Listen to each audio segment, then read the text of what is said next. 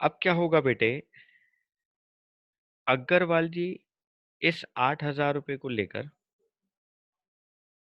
बेटे अग्रवाल जी इस 8,000 रुपये को लेकर बैंक में आ गए। बेटे वो बैंक में डिपॉजिट कराएंगे ना, ये हमने एजम्पशन लिया था। मैं अपनी कहानी एक बार फिर सुनाता हूँ। रामलाल ने बैंक में डिपॉजिट करे 10,000। रामलाल का अकाउंट खुल गया 10,000 का। बेटे ये एसबीआई कमर्शियल बैंक है। कमर्शियल बैंक ने बेटे 20% LRR 2,000 रुपये अलग कर लिया, 8,000 रुपये का बैलेंस अलग कर लिया। और ये वो बैलेंस है जो उसके पास लोन के लिए अवेलेबल है। मोहनलाल बैंक के पास आया बेटे, और उसने बैंक से लोन की डिमांड करी। बैंक ने बेटे मोहनलाल को 8,000 रुपये का लोन दे दिया। बैंक ने मोहनलाल को 8,000 रुपये का लोन दे दिया। मोहनलाल अपने घर जा रहा था, उसको बीच में हल्दीराम स्वीट कॉर्नर दिखाई दिया। बेटे वहां पे गुलाब जामुन के लिए लोगों की लाइन लगी थी। मोहनलाल मिठाइयों का शौकीन आदमी था। उसने बेटे 8,000 रुपये की मिठाइयाँ खरीद ली और अपने घर चला गया डब्बे पैक करा के। बेटे अग्रवाल जी जो इस हल्दीराम के मालिक हैं, उनके पास 8,000 रुपये आ गए, और अभी हम लोग यहीं पर हैं कि अग्रवाल जी इस 8,000 रुपये को लेकर बैंक में चले गए, और बेटे वो बैंक में इसको डिपॉजिट करेंगे।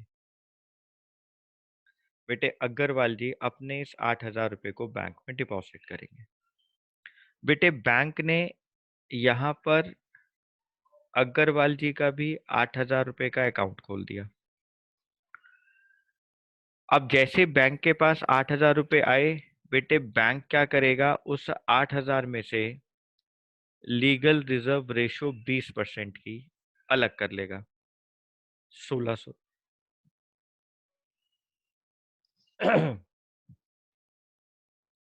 और बेटे 6,400 अमाउंट लोन के लिए अवेलेबल हो जाएगा। जी सर। बेटे मान लो अब यहाँ पर सोहनलाल आ गया। सोहनलाल, बेटे सोहनलाल बैंक से लोन मांगता है। सोहनलाल बैंक से लोन मांगता है। बेटे बैंक ने सोहनलाल को लोन दे दिया 6,400 का। अब सोहनलाल अपने घर जा रहा है बेटे, और ये घर जाते जाते बेटे यहाँ पे केवेंट्रस मार्केट आ गई, और बेटे ये कहता है कि मेरे को तो अंकल जी के मोमोज बहुत अच्छे लगते हैं। बेटे सोहनलाल ने अंकल जी को 6,400 रुपीज दे दिए और मोमोज पैक करा लिए। कैवेंट्रस वाले अंकल जी से मोमोज परचेज कर लिए, और सोहनलाल अपने घर चला गया। बेटे अंकल जी ने अब क्या करा, अंकल जी ने अब ये 6,400 रुपीज लेकर अंकल जी जा रहे हैं बैंक के पास। बेटे अभी अंकल जी भी बैंक के पास जा रहे हैं, क्योंकि उनको भी डिपॉजिट करना है। और बेटे बैंक में 6,400 के नाम पर अंकल जी का भी अकाउंट खुल गया। अंकल जी का भी अकाउंट खुल गया। और बेटे अंकल जी का अकाउंट खुलने के बाद बैंक ने ना फिर दोबारा से वही करा। क्या किया, उसमें से 20% की LRR निकाली, वो अलग कर दी, और बाकी का पैसा अलग कर लिया, और वो पैसा अवेलेबल हो गया लोन के लिए, अवेलेबल फॉर लोन। और बेटे आप देखो कि जो 6,400 रुपीज दोबारा से बैंक के पास आए बच्चों, उस 6,400 का 20% यानी 1,280 रुपये अलग रख दिए गए LR के नाम पर। और बेटा बाकी का बचा हुआ पैसा 5,120 ये अवेलेबल हो गया लोन के लिए। यानी सर अब बैंक क्या करेगा, बैंक इस 5,120 रुपये को भी आगे किसी को लोन दे देगा। हाँ बेटे, वो आदमी फिर बैंक में पैसा जमा कराएगा, बैंक उसका भी अकाउंट खोल देगा, फिर 20% रख लेगा, फिर बाकी का पैसा आगे लोन पे दे देगा, और ये प्रोसेस चलता जाएगा। बेटे मैं आपको यही समझाना चाह रहा हूँ। कि यही प्रोसेस जो कहलाता है कि देखो सिर्फ एक 10,000 रुपए जमा हुए, सिर्फ एक 10,000 रुपए जमा हुए हैं रामलाल के, और बैंक ने उसी 10,000 रुपए में से 20% रख रख कर आगे का सारा पैसा लोगों को लोन में बांट दिया। यानी मार्केट के अंदर क्रेडिट को क्रिएट कर दिया साहब, क्रेडिट क्रिएशन कर दिया। सर ये कब तक चलेगा बेटे, ये कब तक चलेगा, मैं उसका आंसर देता हूं। ये अमाउंट कब तक चलता जाएगा और ये कब जाकर रुक जाएगा, मैं उसका अमाउंट, उसका आंसर अभी आपको देता हूं, ध्यान से सुनो। बेटे पहला तो क्वेश्चन बच्चों का ये अराइज होता है कि सर ऐसे करते करते वो कितना टोटल पैसा मार्केट में क्रिएट कर देगा, मतलब टोटल कितना क्रेडिट क्रिएशन कर देगा। तो उसका आंसर देखो बेटे कि वो ऐसा करते करते टोटल कितनी मनी क्रिएशन करेगा, उसका फॉर्मूला देखो बेटे। टोटल मनी क्रिएशन बेटे उसका फॉर्मूला है कि जितना इनिशियल डिपॉजिट होता है, जितना इनिशियल डिपॉजिट होता है अगर उसको गुणा कर दिया जाए, मल्टीप्लाई कर दिया जाए 1/LRR लीगल रिजर्व रेशो से। बेटे अगर उसको 1/LRR से मल्टीप्लाई कर दिया जाए तो वो टोटल अमाउंट निकल जाएगा जो हम लोगों ने मार्केट में क्रिएट कर दिया, जो कमर्शियल बैंक ने मार्केट में क्रिएट कर दिया। बेटे इनिशियल अमाउंट आया 10,000, 1/20% यानी 20/100, तो 10,000 इंटू, बेटे ये 100 जब ऊपर जाएगा तो ऐसे हो जाएगा 100/20, ये तो गणित वाले बच्चों को पता ही होगा। 2 5 10, यानी बेटे 50,000 रुपए का मनी क्रिएशन होगा। बैंक में अगर 10,000 रुपए जमा होता है ना, तो बैंक उस 10,000 से अगर LRR 20% एज्यूम कर लेता है तो बेटे वो 50,000 रुपए मार्केट में क्रिएट कर देगा उसके लिए। ठीक है सर, ये बात हमें समझ में आई। बेटे अगर हम ये माने कि लीगल रिजर्व रेशो 20% की है और इनिशियल डिपॉजिट 10,000 रुपए का हुआ, तो बैंक उससे मार्केट में 50,000 रुपए क्रिएट कर देगा। ठीक है सर। बेटे अगर मैं इसको एक टेबल से समझाऊं, मैंने यहाँ पे लिखा राउंड, यहाँ पे लिखा डिपॉजिट, यहाँ पे लिखा लोन, और बेटे यहाँ पे लिखा कैश रिजर्व।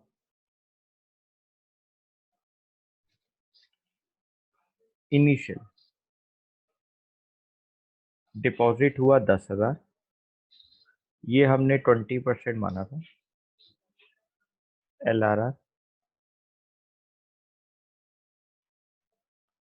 CRR और SLR का टोटल LRR होता, 2,000 पे रिजर्व में गया, 8,000 लोन में चला गया। बेटे राउंड टू, ये 8,000 रुपये बैंक में आ गए, जमा हो गए। बेटा इसका 20% 1,600 रुपये रिजर्व आ गया, बाकी का पैसे का हमने लोन दे दिया। राउंड थ्री, बेटे ये लोन फिर बैंक में जमा हो गया, इसमें से 1,280 रुपये रिजर्व बन गया, 5,120 हमने फिर लोन दे दिया। बेटे ये प्रोसेस चलता गया, तो यहाँ पे टोटल डिपॉजिट जो होंगे बैंक में बेटे वो 50,000 हो जाएंगे। बैंक लोगों को 40,000 रुपये का लोन दे देगा, और बेटे रिजर्व जो कलेक्ट हो जाएंगे वो 10,000 के होंगे। यानी सर जो यहाँ पे अकाउंट खुलते जा रहे थे, ये वाले जो अकाउंट खुलते जा रहे थे, ये वाले जो अकाउंट, रामलाल के 10,000, अग्रवाल के 8,000, अंकल जी के 6,400, ये जब खुलते चले जाएंगे तो फाइनली बैंक के पास 50,000 रुपये का डिपॉजिट हो जाएगा। फाइनली बैंक के पास 50,000 रुपये का डिपॉजिट हो जाएगा, और इस 50,000 में से बैंक 20% अपने पास रखेगा, बैंक 20% अपने पास रखेगा, यानी कि 10,000, और बेटे बाकी जो है वो सारा लोन दे देगा। तो आपको हमेशा एक चीज और याद रखनी है कि अगर आपको कभी भी यहाँ पर क्वेश्चन पूछा जाए कि मनी मल्टीप्लायर निकालो, मनी मल्टीप्लायर का मतलब कि 10,000 रुपये के ऊपर हम कितने पैसे को मल्टीपल डिपॉजिट में ले आएंगे। तो बेटे बहुत आसान है, मनी मल्टीप्लायर 1/LRR, यानी 1/20%। इसको सॉल्व करें तो 100/20, आंसर आ गया 5 टाइम्स। यानी बेटे मैंने 10,000 रुपये इनिशियल डिपॉजिट किया था, मनी मल्टीप्लायर मेरा निकल कर आया 5 टाइम्स। अगर मैं इसको 5 टाइम्स से मल्टीप्लाई करूं तो मेरे पास कितने डिपॉजिट हो जाएंगे उसके अगेंस्ट? 50,000। बेटा ये रहा आंसर, 50। यानी मनी मल्टीप्लायर का फॉर्मूला होता है 1/LRR। ठीक है सर। सर एक चीज और आप बताओ, ये प्रोसेस रुकेगा कब? बेटे मैं वही चीज अब आपको समझाता हूँ, ये प्रोसेस कब रुकता है, इसको आपने कैसे ध्यान रखना है। देखो मेरा इनिशियल डिपॉजिट है 10,000। जब मेरा इनिशियल डिपॉजिट रिजर्व के बराबर आ जाए, ये दोनों बराबर हो जाए, मेरी एलआरआर और इनिशियल डिपॉजिट जब बराबर हो जाती है, जब मेरा टोटल कैश रिजर्व और इनिशियल डिपॉजिट इक्वल हो जाए, वहां ये राउंड रुक जाते हैं बेटे। वहां पर मनी क्रिएशन खत्म हो जाएगा, वो राउंड रुक गया बेटे, फाइनल राउंड होगा वो। यानी जहां पर टोटल कैश रिजर्व इक्वल हो जाए इनिशियल डिपॉजिट के, जहां ये कंडीशन आ जाए, total cash reserve initial deposit के बराबर आ जाए, वहां बेटे ये राउंड खत्म हो जाएंगे, वहां ये टेबल खत्म हो जाती है। उसके बाद मनी क्रिएट नहीं हो सकती बेटा, मनी क्रिएशन वहां खत्म हो जाएगा। इस प्रोसेस को कहा जाता है बेटा क्रेडिट क्रिएशन। कि देखो बैंक के पास सिर्फ 10,000 रुपए आए, बैंक ने उस 10,000 से 40,000 का लोन बांट दिया, अपने पास 50,000 रुपए के अकाउंट भी खोल लिए, डिपॉजिट भी हुए 50,000 रुपए के, और बेटे बैंक ने 10,000 रुपए का रिजर्व भी अपने पास रखा। इसको कहा जाता है बेटा मनी क्रिएशन।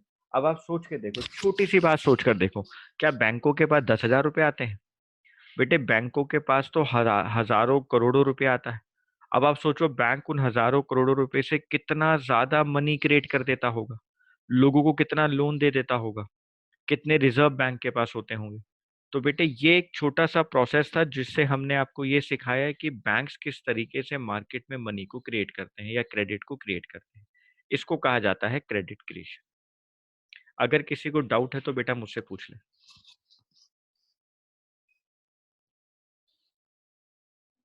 बेटे अगर किसी बच्चे को डाउट है तो प्लीज पूछ ले। Excuse me sir. हाँ बेटा बोलो। सर जैसे हमने अभी अज्यूम करा कि 20% हमारा हमारा LRR होगा, हम्म। तो सर ये परसेंट जो भी होता है इन एक्चुअल वो सेम रहता है या वो डिफर करता रहता है? बेटे वो ना चेंज होता रहता है, आरबीआई उसको चेंज करता रहता है। ठीक है सर। ठीक है, जैसे अभी की जो सिचुएशन चल रही है ना, लोग मार्केट में पैसा नहीं ले रहे हैं, बैंक बैंक ना लोगों को पैसा देना चाहते हैं। ठीक है, अभी काम वाम नहीं है, तो बैंक क्या करेगा बेटे, एलआरआर को ना कम कर देगा, 10% भी कर सकता है, 8% भी कर सकता है, जिससे कि रिजर्व कम्स बने। जब रिजर्व कम होंगे तो बैंकों की ना क्रेडिट अवेलेबिलिटी ज्यादा हो जाएगी, और जब क्रेडिट अवेलेबिलिटी ज्यादा हो जाएगी तो बैंक ज्यादा लोन दे पाएंगे। जैसे हम अपने वाले एग्जांपल में सोचे, आप मेरे को आंसर देना। बैंक के पास 10,000 रुपए का डिपॉजिट आया, मान लो एलआरआर 20% की जगह 10% है, तो बैंक को अपने पास कितना अमाउंट रखना है बेटा, 1,000। ये देखो यहाँ पे अमाउंट 1,000 हो जाएगा, बोलो बेटा हाँ यस या जी। नो। और यहाँ पे जो अवेलेबिलिटी फॉर लोन होगा वो बेटे 8,000 होगा या 9,000 होगा? सर 9,000। मतलब अवेलेबिलिटी बढ़ गई ना बैंक की लोन देने की, हाँ। है ना। तो ऐसे बेटे ये ना RBI time to time economic condition को देखते हुए एलआर की पोजीशन को चेंज करता रहता है। ठीक है sir.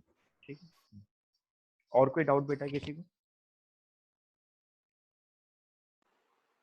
Nishant, Paras, no sir. Confirm? No sir. Tanmay कोई डाउट बेटे? No sir. खुशी, खुशी कोई doubt? Munish? No sir. Preetika कोई डाउट बेटा? प्रीतिका कोई डाउट बेटा? ठीक है बेटे। बेटे मैं ना अब हाँ अभी मैं आज वाली क्लासेस को आज रात को 10 बजे तक अपलोड कर दूंगा, आप लोग इसको दोबारा भी देख सकते हैं। ठीक है बेटे, नेक्स्ट क्लास के अंदर मैं सिर्फ 10 मिनट इस चैप्टर को दोबारा से कंपाइल कर दूंगा कि हमने क्या क्या पढ़ा इस चैप्टर के अंदर। ये चैप्टर हमारा कंप्लीट हो जाएगा और हम लोग नेक्स्ट क्लास के अंदर शुरू करेंगे इंडियन इकोनॉमी का अपना सेकंड चैप्टर, इंडियन इकोनॉमी की कंडीशन 1950 टू 1990। ठीक है बेटे, आपको इसके नोट्स भी मैं अभी भेज रहा हूँ। मैं लास्ट क्लास भूल गया हूँ, मैं आज ही इसके नोट्स भी आपको भेज रहा हूँ और ये क्लासेस मैं आज रात को अपलोड कर दूंगा। ठीक है, धन्यवाद। Okay sir. धन्यवाद।